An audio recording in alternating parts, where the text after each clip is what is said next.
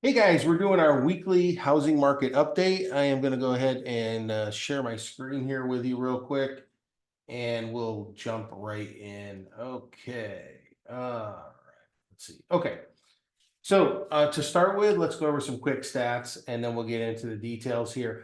Got a lot of people reaching out with a lot of questions. I love it. Keep them coming. We love you guys. We love answering questions. We love going through this sort of stuff with you, whether it be home buying, home selling tips. If your home didn't sell the first time with somebody else, we kind of specialize in that. Um, we specialize in a lot of things. My wife and I have a lot of experience with divorce, probate, sales, all those tough times in life that people have to kind of go through, at different times, different stages, for different people's experiences. So always feel free, no matter how tough it may be, to talk about some of this stuff, to reach out. We love questions. There's no stupid questions. We're kind of in this every day. So for us, it's just kind of normal to talk about it. For a lot of people, it's I hear a lot of garbage on TV and a lot of nonsense, and there are a lot of scams out there. So please make sure you're always consulting with a professional, even if it's not us, somebody that you trust. But with that said, guys, we want to dive into the numbers here. We've got a lot of people who just aren't quite clear on what's going on, that reached out. I've had some people even say, hey, Chris, what is it that you're seeing that I'm not seeing? Because I'm seeing all these horrible things happening, and we want to know what's going on. Well, we're gonna show you exactly what's going on. So, and what to expect. So, guys, um, we're at 64 days closed on market. Again, kind of a normal deal there. 3.56 month supply. A truly balanced market, balanced range on that would be about 4 to 6 months for the Phoenix area anyway. Over, the last, 3 decades or so, 3 or 4 decades. That's kind of what we normally see here. The absorption rate, which is what's being actually bought up, going under contract, at any given time, is 28.0% absorption rate, kind of normal. Again, average list price, the listing price is at 786 and some change. And then we see the average sales price at 535 and some change. Now, that is down a little bit at the moment because we've got a lot of less transactions happening. But again, I have to stress this because we've got a lot of people who are just thinking that we're going to have a crash and that sort of thing. And I'm not saying things aren't more expensive. I'm not saying it's not harder to buy a home. Interest rates are up if you can afford to, if it makes sense. We can dig into the details with a loan officer on rates versus your debt to income ratios and all that. They can kind of go through that with you in more detail. A lot of people will point out, you typically want to have maybe 25 to 30% or so of your income going towards your monthly payment. One thing I would point out on that, though, is you're going to pay rent somewhere. You're going to pay a mortgage somewhere, right? So if you're going to be in a place for at least minimum 3 years, but probably more like 3 to 5 years, I know it's hard to kind of gauge those sorts of things sometimes with work and all that, maybe, and family. But, if somebody's going to be in a place for at least 3, 4, 5 years, or you're thinking really downstream, like we all should be, at maybe having some long-term cash flow investment properties where we have rentals so that we can really make sure that our retirement is taken care of. That's a whole nother subject. We're doing a separate video on that. But, it's really important to kind of think differently. If it were easy or everybody thought about these things, right, everybody would have financial security. Everybody would own a bunch of real estate. But we normally are into a lot of other things and we don't normally think about this. But one of the best hedges against inflation and all the things going on is real estate over time. In history, it always wins. You can't lose. You can't lose, guys. You just can't lose. And yeah, gold, mutual funds, all those other things, those are great. Those are great. But you buy gold, it goes up, but there's not necessarily the same compound effect that you have with real estate when you have an investment property and you're cash flowing, you're getting that rental, you're getting that rental money, you're buying down, or you've already bought it cash and or you've leveraged it and you're buying down the principal, you're getting the tax benefits that go along with that. It's going up in value at the same time. It's a forced savings, a place to put your money, your savings every month that increases, especially in the Phoenix area, one of the best areas of the country to do that. That's why a lot of investors started coming in here in the 80s, and they still do. One of the hottest markets anywhere for all new real estate trends, for investing, for wholesaling, all the stuff, right? For rentals, Airbnb, you name it. With all the tech moving here, all the medical stuff going on, with those sorts of employment boosts going on, the sports teams. There's so much going on here, guys, for those recreational type activities that everybody loves to do in the Phoenix area. So and employment opportunities. So guys, 98% list to sales price ratio is usually where we like to kind of be at. That's kind of the sweet spot. We're pretty much right about there. Again, this time of year, a lot of people are getting deals, even on brand new homes. Brand new homes right now, we can show. I did another separate video on this. This is an example, but that you could check out in one of our shorts on YouTube or on our Facebook and Instagram page.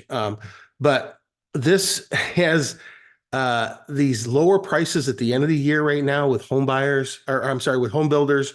They have buy down programs where they've already bought the rate down for you. Again, I've seen them as low as 3, 4, 5%. Okay. Unheard of. So it's great stuff happening as far as that goes. So you absolutely can buy a home, even a brand new home, with a lower rate and a great deal. Okay. So, and on resale homes, there are buy down programs that we can get the seller to pay for. When rates drop, some of that goes away. And I went into some of the numbers on concessions and all that over the last couple of weeks. So you can go back and look at those reports. But suffice to say, we can normally get those kind of deals for you. We can get you home warranties, all that stuff. So guys, right now with a little less competition, even though on certain properties that are kind of like turnkey, ready to go, what people are looking for, right? All the trends that people are looking for. Those properties, we're still seeing some bidding wars on those 2, 3 offers. Okay. Not unheard of even now, even in this season now, it's happening, guys. So what's going to happen when the rates drop, right? Well, if you own a home at that point, or you've already made your move, sold and bought, or bought your first home, now your equity is going up and you're not competing with all these other people. Okay. So really, in a lot of ways, this time of year is the best time to go ahead now and purchase a home. But we could go through that in great detail with you at another time. But this is, we have seen active listings drop a little bit. Again, this time of year, not a surprise. Pending is definitely lower than it was last year. It's on a low end right now, but what we are seeing over the last couple months is people going out and getting pre-approvals. That's on the, in other words, home loan pre-approvals. That's on the upswing. So I think, people are looking seriously around holidays after the new year. Maybe they needed to have another year to claim for taxes or whatever. That's pretty common too. We run into that all the time where they need 2-year work history. Sometimes people are switching from employment, W-2 to 1099 or whatever. So all these things come into play, but I would say that like a lot of the experts are saying right now, the true experts, not the, the ones that we can go back and look at were wrong time and time again. They're saying the same thing. We're probably going to see by the end of next year, rates, drop, with a 5 in front of it. So does that mean you should wait? I say no. If you can afford to right now. Again, I'm not trying to tell anybody to do anything that they're not comfortable with the payments and all that. But if you can do it now, do it now, because the prices are also going to continue to go up.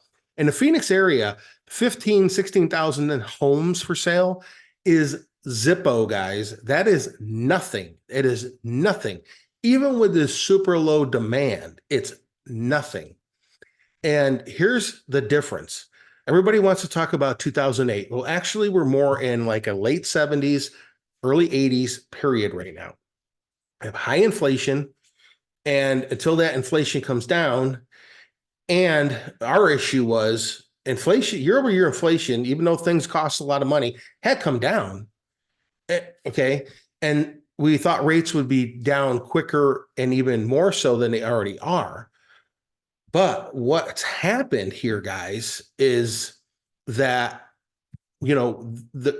Congress went out and they approved spending bills where we were spending like $1 trillion over a few month period just recently.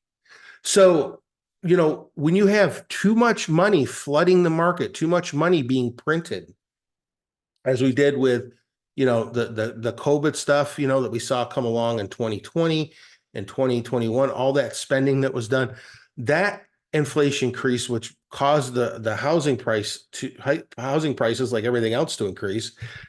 And when we saw the year over year inflation drop, it was all the way up to like, 9% or 7%, depending on which type of inflation you're looking at, the core and CPI and all that.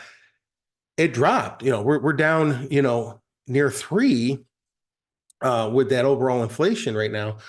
But they went out and spent more money. And on top of that, we had, as a country, our credit rating downgraded twice.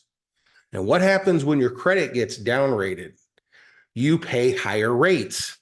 It happens for countries as well as individuals. So we had a larger spread on the 10-year treasury than we normally would, which would be about 2-point spread from where the mortgage rates were at. Okay. And, and because the investors, there weren't as many investors that wanted to go out and buy with these high Fed fund rates anymore. Right. So that was another, again, left field thing that shouldn't have happened, with the crazy spending. We just cannot continue doing that. You have too much money chasing too few goods. That's called inflation. When inflation drops, you typically should see the mortgage rate come down. And when you have higher unemployment, are on the rise like we do now. People who do have jobs, they're working, a bunch of part-time jobs. They're working a full-time job, and they're driving Uber or doing whatever on the side. These are not real jobs. It's not sustainable to continue on like that. People with their, what is it, 40%, 40% increase in credit card debt, 40% increase, guys. It's insane what's been going on. Those are all inflationary factors. Those are all credit rating factors. So we had a much larger spread than we should have had, but that's slowly but surely changing, even though, again, things cost too much. Right there with you. It's not fun. But overall, historically, we got spoiled with those 2-3% interest rates for a little while that were manufactured by the government buying those treasuries, okay, for too long. And they got involved in that game for too long. And they were late to the party and all that. We've talked about that before. But we've gotten spoiled with those lower rates. When we look at where we were, late 70s, early 80s, that high point of over 18% interest rates to the lowest in the 2s, okay, a couple of years ago, we're actually right in the middle, even with the retail lending market at 7% right now, or a little over 7, and it was all the way up to 8 when the Treasury hit 5. Which, again, even that should have been, Treasury hits 5, you should be around a 7% interest rate. We were at 8. Again, those additional, unnecessary, ridiculous things that our government sometimes does to increase that cash flow, create a more inflation, credit down ratings. All right, guys. So these are outlier type activities that have gone on. Now, let me get out of this and let's take a look at this. So again, my point is where we are right now is actually the historical, right around the historical average or so. Actually a little bit lower, really, on overall interest rates. Again, not saying it's wonderful that we have 7% interest rates, not at all. It's not wonderful. But home prices continue to tick up overall across the board since about January of this year. We hit rock bottom around December of last year. So little by little, home prices have been ticking up across the board. Not as fast as they were before, okay, but they are overall ticking up, okay. So again, real estate's a great hedge against inflation. It's a great place to put your money. And who doesn't, probably want to own a home, especially if they're getting married and those sorts of things. So here we go, guys. So this is the 10-year treasury, 4.24. Now this was all the way up to 5 not long ago, all the way up to 8%. We also see U.S. payroll rose. This was just today's headline. U.S. payrolls rose 199,000 in November. Unemployment rate falls to 3.7. Okay. So, okay, we're dealing with also, you have to remember seasonal adjustments, right? What happens a lot of times during this season? There's more people employed. There's more people spending money. And they're using credit cards. Those are inflationary factors. Okay. And you've got maybe more jobs, but are they really long-term, full-time? I support a family jobs. I support a household job. Probably not. Okay. They're seasonal. I remember growing up, we're doing seasonal stuff. You're a lifeguard in the summer. In the winter, you go get a retail job. I mean, this is right. That there's just some extra retail job. Want to make some extra money for the holidays. You do this, right? So, all right. So inflation inching lower. Here's some headlines. Pending home sales plunge in October. Okay, true. Pending home sales went down. Does that mean the housing market's going to crash? No, it does not mean that. Guys, I've said this till I'm blue in the face. I'm going to continue saying it. During the crash for the country, we had 3.8 million homes for sale. Okay. We have nowhere near that right now. Let's just say on a good day, we've got 1.3 million. Now, a lot of those are under contract. They haven't even started contracting yet. They haven't even started construction yet. Okay. So maybe about half of those are under contract. They're counting all that within. So we're nowhere near 2008 levels where it was over 3 million, almost 4 million homes. Okay. And we're all the way, a third of that, let's say, across the country. Here in Phoenix, all the way up to 58,000 homes for sale on the multiple listing service. We are right now, today, right there. Those are all property types on the entire Maricopa County and Greater Phoenix area, homes for sale, all property types, manufactured homes, condos, townhouses, single family homes, everything. 15,927 at this moment. Okay. Again, during the crash, 2008, we had 58,000 homes for sale. 58,000. Is that anywhere near 15.9? No, it is not. It is not. But Chris, what if there's a recession? That's a great question, and we've talked about this before. So during all recessions,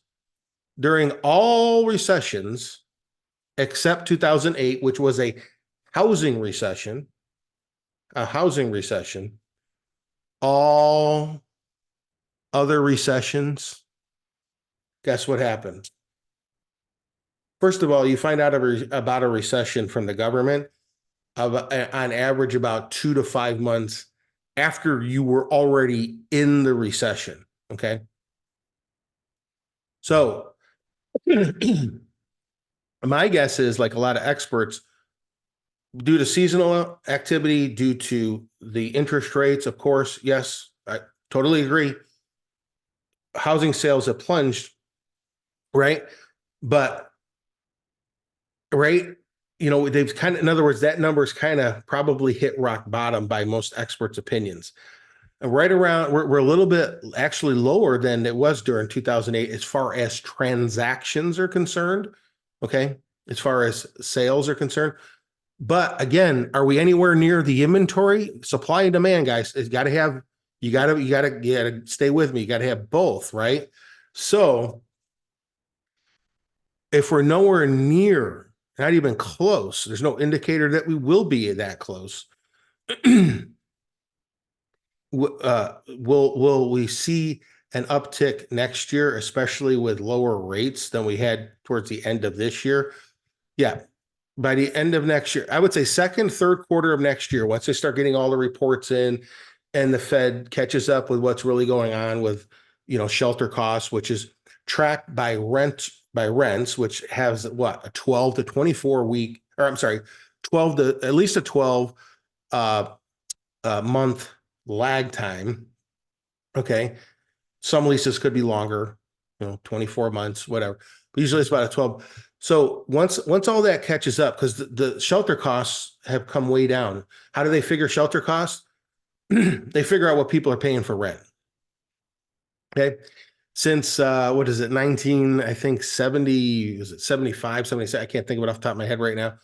That's how they figured it. So they're looking in the rearview mirror of where rents were. I showed you last week, okay, that number is kind of crested as far as rentals are concerned, especially in the Phoenix area. So again, through every recession, housing has done great. Why? Rates drop. In a think bad economy, interest rates drop. Bad economy, interest rates drop. Okay. Why? People stop spending money. Inflation comes down. Okay. They've got to get things going again. So they drop the rates. Okay. Then the investors come back in. Then we're back in business again. Okay. A lot of people just listen to some of these talking heads on TV and they just kind of go with what they're saying. And it's just a lot of nonsense, guys. A lot of nonsense. And it's too bad. It really irritates me that, a lot of people are just kind of go along with this. So if I sound a little over the top today, it's just we want to make sure people aren't being misled. Okay. So if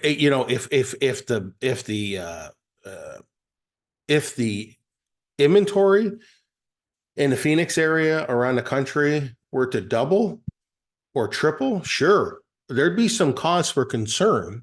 Absolutely. Absolutely. But guess what? Closings happen every day. People buy houses every day. People have to live somewhere. It's true. A lot of people up to this point have probably only bought a home or moved because they had to, their job changed, there was a life event, a family issue, whatever, right? Maybe they're an investor. Okay. But we pretty much hit the rock bottom, right? So 4 million sales or so this year is definitely going to be a low number. It's going to be around 4 million. But we're going to see, we've already seen rates drop almost an entire percentage point, 100 basis points. Okay. For every 1%, 5 million more people are able to buy a home. Those are just statistical facts. Okay. Now, one other thing I do want to say on these rates, overall, the overall all number, the idea of the new normal, again, I think by the end of next year, we're going to see around 5.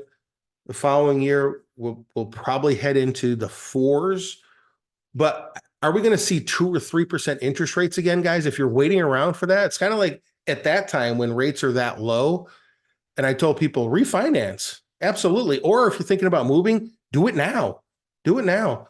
I don't know what they were waiting for. Like rates were going to go down to 0. I mean, hello. In other words, things can only go so low. People are always going to move. People are always going to be buying home. Guys, we pretty much hit the bottom as far as transactions. Okay. So if you want to say, what's the crisis right now in housing? Low inventory is a big cause of not enough supply. People are like, look, if I'm going to move right now, I'm going to pay a higher rate. I might do it. I'll try and get the buy down, maybe buy a new home, get their buy down, blah, blah, blah. But I want what I want, or I'm not moving, right? I want what I want. And totally makes sense. Totally legit. Totally get it. Right?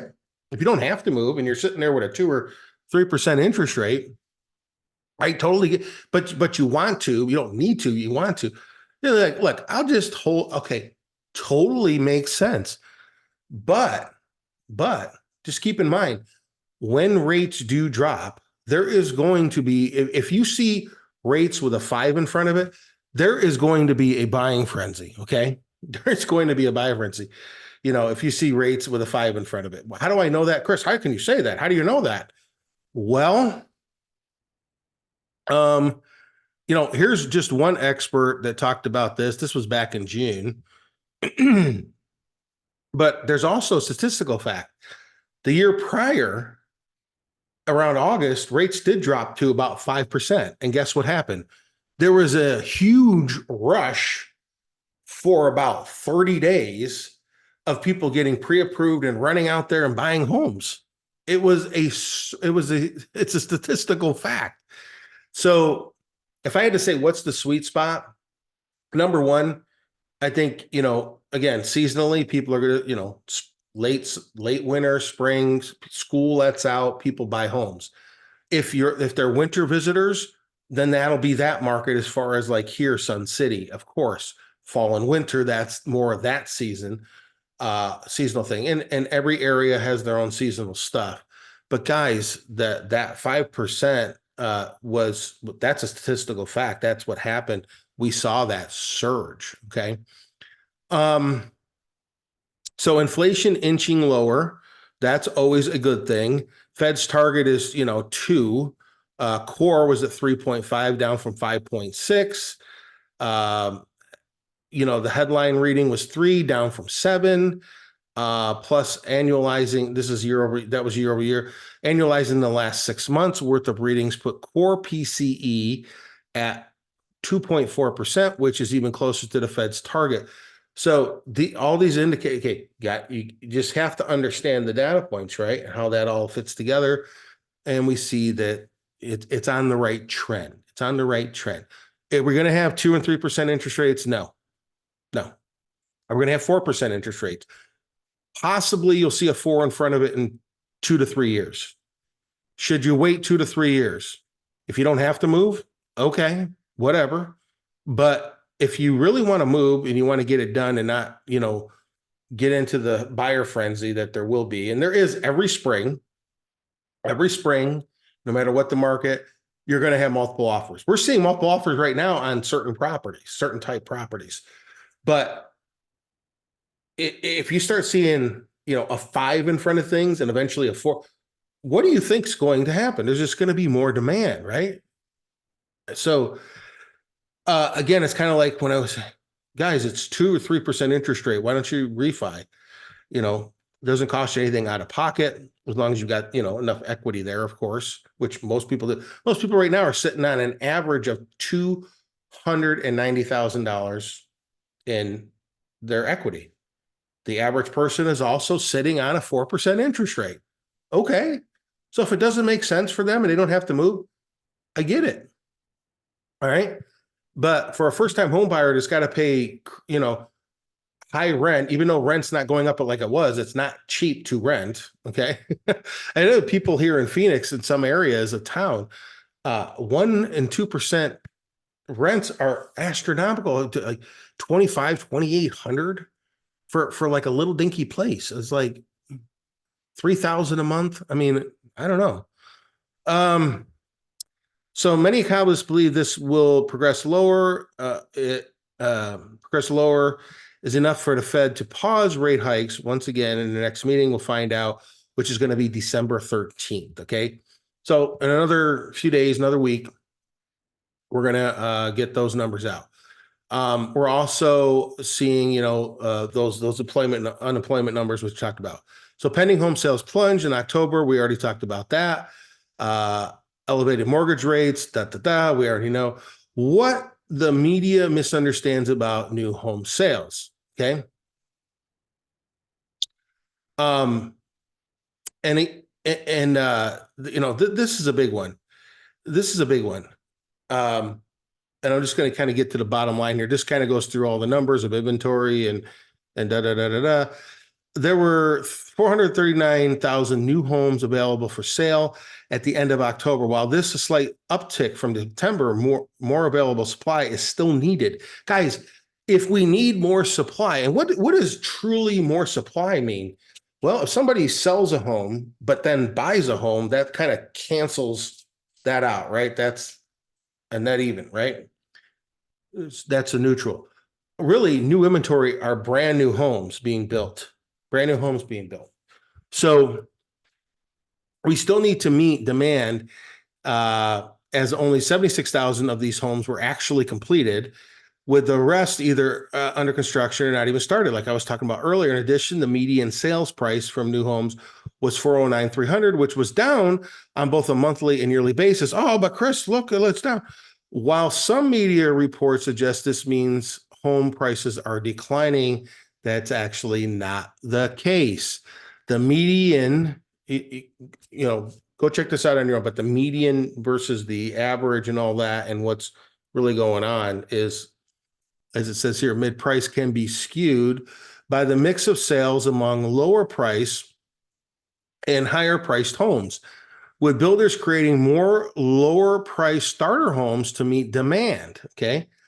And we saw that with those, with had that shaded area on the stats earlier. And I did this a little bit more in detail in my quicker.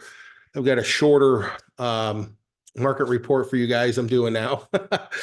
For those who don't want the big long report and the detailed report, but that one kind of shows, in the Phoenix area, we're well over 50% are under $500,000 price point. Okay, that number's ticked up, way up from where we were in the crazy market. I think that was down to like 47, 48% or so during that period, maybe even lower. But anyway, higher priced home, a skewed mix of sales among lower priced and higher priced homes. So you've got more, starter homes, starter price points for the Phoenix area. What's a starter price point? Well, people may disagree on what it should be, but right now a starter priced home is probably going to be in the high threes to low fours. That's kind of your starter, probably with minimal upgrades, and then you can put more in later, or it's already just a spec'd out and it is what it is. Okay. But a lot of them are offering like, granite countertops or quartz countertops and, carpet in the bedrooms only and things like that. So for brand new homes. And again, for those brand new homes, these lower rates, guys, might be something to think about. Okay. You can basically be pretty close to the beginning before everything went nuts. I know prices are a little bit high. I remember when, homes that were in the high threes, low fours, those were kind of the mid higher range. Our luxury market used to be like starting at 500,000. Not anymore. Our luxury market's going to be closer to $1 million, really, with the way prices have changed so much. So, yeah, it's pretty crazy what's happened, with prices overall. But those are, also people's, their, wages have gone up. Had they kept up with inflation and the, you know, the dollar going down and all that, that's a whole nother conversation. But people's incomes have gone up. All right. With builders creating more lower priced homes to meet the demand, Chief Economist Robert Dietz explains that median new home price have moved lower as new home size have decreased in 2023. Okay. So, you know, because of all the inflation and the overspending by the government and the issue with energy prices, which have kind of also caused a lot of this inflation from the beginning, along with the printing of money. And I've shown this in other articles before and many times in graphs and the whole thing, with the energy and the inflation and the printing of money. But you know, they're coming up with this, they're meeting that demand. Okay. They're coming up with this demand. So we're seeing not that, you know, your value of your home's gone down, but these new homes, this new inventory that's actually the new inventory coming on the market, has you know, a lower price to it, to keep up with that price, those lower price points. Home values still stand strong. And this goes into home values have hit new all-time highs. So this again, the home values haven't gone down. It's just at lower price point, entry point. But overall, and a lot of this has to do with low inventory, even with the high rates.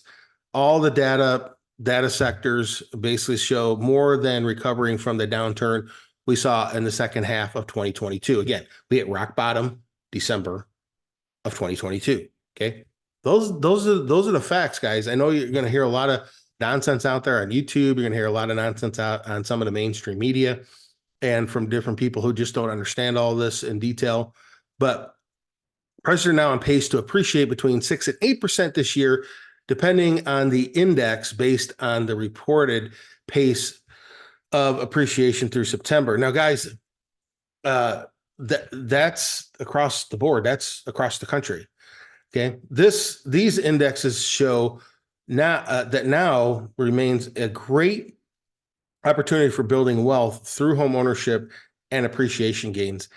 And guys, I mean, just in the month over month, I think it was from October through November, we saw a 0.7% increase. It was September to October, or I can't remember off the top of my head now, but September to October or October to November for the Phoenix area, we saw a 0.7% increase in home appreciation. Chicken Little Skies Falling isn't a thing, guys. It's not. Could something come out of left field and change all this? Could our inventory triple? Sure, anything's possible.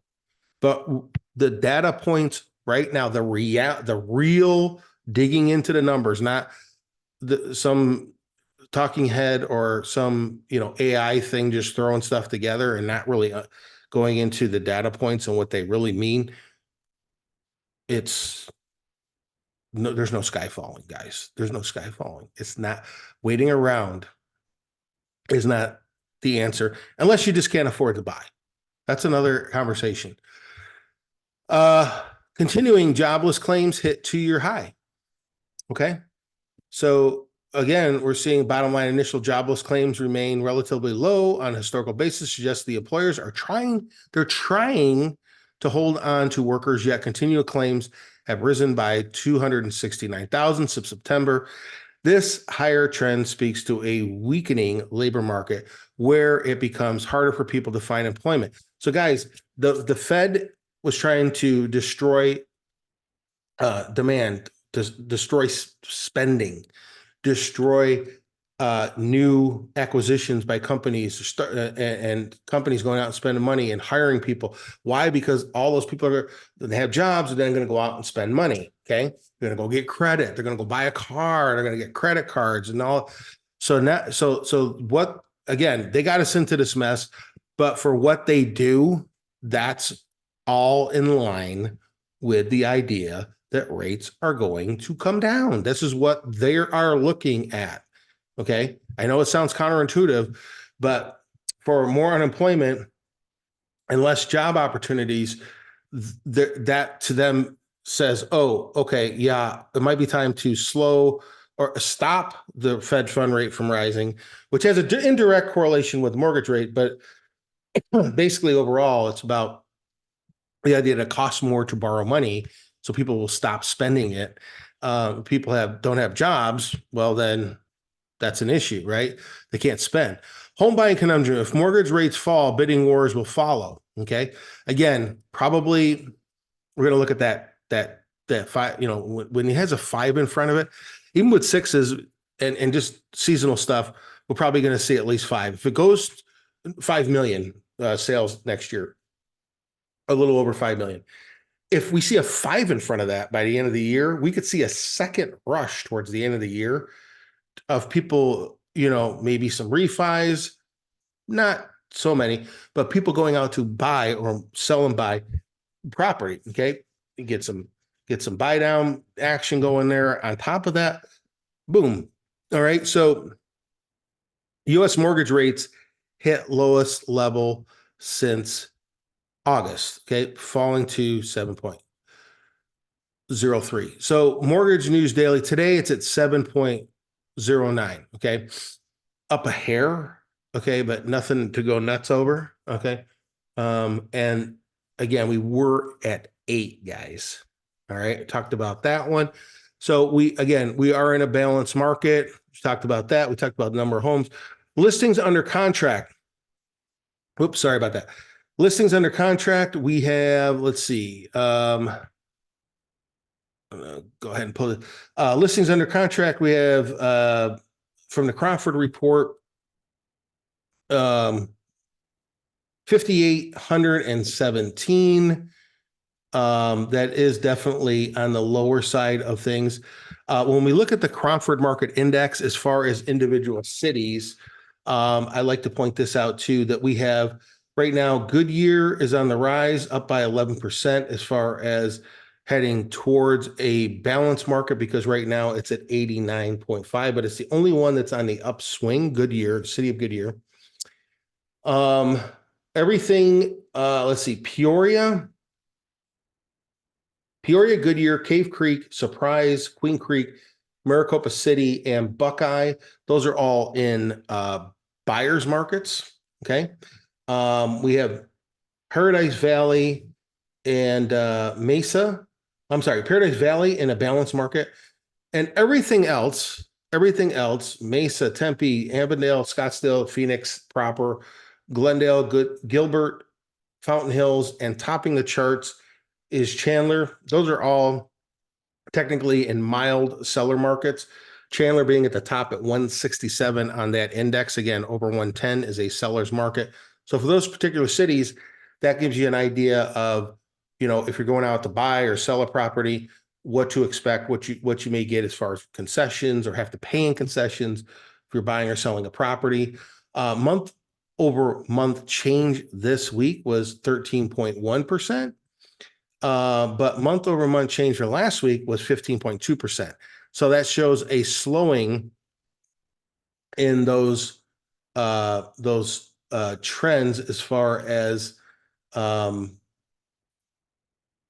the change in the index there. Let's see. I think that's all I had. The one thing to keep in mind, guys, is that over time, I would say this, if you can afford to buy a property, over time real estate is probably your best hedge overall for a lot of reasons that I talked about earlier in keeping up with inflation. So guys, if you have any other questions at all, please feel free to reach out anytime. My wife, Cynthia, and I would love to be able to talk to you more about your situation, your real estate goals, and how we can help. Again, we're not going to try and talk anybody into anything. I'm just giving you the data, guys. I'm giving you what that data means, what my thoughts are, my predictions. I say, bare minimum, we'll probably see, at least 6% appreciation last year, rock bottom. Next year in 2024. If we see a 5 in front of that, those numbers, a little bit earlier than expected, we could see things take off. We are in an election year. You know how things can ebb and flow there, but I would not be surprised, although, because keep in mind, we've been into this cycle of this high inflation, waiting for rates to drop and all that, really almost 2 years now, about a year and a half. It kind of started a couple years back, in April, uh, April, May-ish of 2021, right? So, I would not be surprised, guys, if there really is a lot of pent up demand. We talked to a lot of people, talked to home buyers, we talked to loan officers, a lot of different people, title company people, and there are so many people who they want to buy a home, but they've been told they should put it off. They think they should put it off, or they just genuinely, it makes more sense for them to maybe hold off because of affordability. That's fine. But if you're having to pay rent or mortgage anyway, okay. And one other thing too, even for people who already own a home, I think I mentioned this last week. I'll mention it right now. There's this thing called your blended rate. So a lot of people have, their mortgage. They also have credit cards, car loan debts, whatever, furniture, whatever it is. And you look at that blended rate, okay, maybe even possibly student loans. You look at that blended rate, especially with the Fed's fund rate being, elevated, and you're like, wait a minute, my blended rate might be around 6 or 7%. In other words, take all my debt. What's my average across the board of what I'm paying in interest? If it's, 6, 7, 8% already with the higher Fed fund rate and everything, maybe it might make sense to go ahead, sell your property, move on, pay all the other debt off, maybe we get you a buy down on a resale or get a buy down rate on a brand new home. And guess what? Or even if you didn't, your rate still might make sense on your new mortgage. Something to think about. Okay. One other thing too to note, one other thing that's kind of a trend right now. We do a separate video on some of this, but it's not. We can come to you with at least probably in most cases, depending on the home. Okay, take into consideration whether sometimes a retirement community, if you have solar leases, what those things look like, but how much equity you have, of course. But we could come to the table with a cash offer. Maybe it's even a full market value offer. Okay. And this is kind of a trend right now that some of the iBuyers are trying. Okay. Those companies out there. But it's not uncommon now for people to come, a realtor that really knows the market and what's happening, to come in with an offer on the table and say, look, here is a offer, or here are several offers on your property. And also, on top of that, we can, if you want to, explore the idea of listing your home on the open market and just see where both shake out. Okay. So that's a new trend that's starting. It's really kind of nothing. It's nothing really new, but it's something that's kind of being more, I'd say, developed right now with some of these iBuyers and stuff, trying to get creative because they're not offering as much as they used to on a lot of properties. Now that could change over the next year or two. I think we're going to see those numbers probably come up a little bit. Is it going to be a crazy market like before? Are they going to be offering as much as before? I don't think so, but it's going to be, they're going to offer more. It's going to be a pretty crazy market. There's going to be a lot of competition.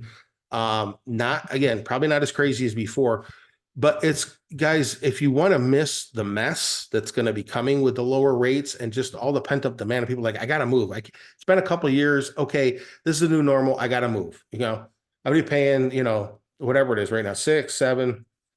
And when you see those percentages again, guys, keep in mind, those are retail percentages, average percentages on rates. If you're working with a wholesale lender, like we like to work with 90% of the time, they're going to be 25, 50 basis points, or more lower depending on the product and the credit and everything, than a retail lender. So keep that in mind too. That also makes a big difference in what you're looking at as far as a payment is concerned. Guys, I'm sorry I went a little long this time, but I really like to, you know, share everything we can to try and help you guys out. We get a lot of these questions. I want to make sure I try and cover all of them in these market updates. So if you have any questions at all, feel free to message us on social media, ask us on social media, reach out by phone, text, email, whatever. We are here to help and assist and consult on what is the best course of action and options that you have across the board. And then you choose what you want to do next. All right, guys. Hope you have a great weekend, and we will talk to you soon.